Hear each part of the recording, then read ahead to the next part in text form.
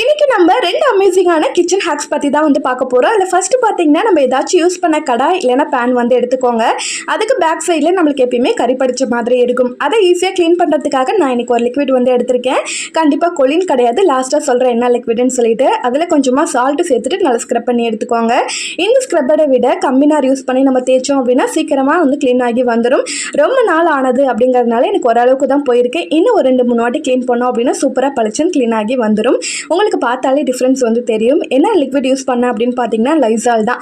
அதுக்கப்புறம் செகண்ட் பார்த்தீங்கன்னா ஏதாச்சும் பிளாஸ்டிக் பாக்ஸ் வந்து எடுத்துக்கோங்க. நெய் பாட்டில் இருந்தாலும் எடுத்துக்கலாம். அதில் வந்துட்டு நம்ம வந்து கோதுமை மாவு வந்து ஃபில் பண்ணிக்கலாம். இது பார்த்தீங்கன்னா ஒரு கத்தி வச்சுட்டு ஹீட் காமிச்சு வந்துட்டு அதில் வந்து ஹோல் போட்டு வந்து எடுத்துக்கலாம். இந்த மாவை என்ன பண்ணலான்னு பார்த்தீங்கன்னா சப்பாத்திக்கு வந்து மாவுக்கு வந்து தேவைப்படும் இல்லையா தேய்க்கும் போது, ஸோ அப்போ வந்து யூஸ் பண்ணிக்கலாம். ரொம்பவே ஹெல்ப்ஃபுல்லாக இருக்கும். வீடியோ பிடிச்சிருந்தா கண்டிப்பாக லைக் பண்ணிவிட்டு சப்ஸ்கிரைப் பண்ணிக்கோங்க. நிறைய பேர் சேனலை சப்ஸ்கிரைப் பண்ணாமே பார்த்துட்ருக்கீங்க. நெக்ஸ்ட் வீடியோவில் பார்க்கலாம். இது வரைக்கும் பாய்.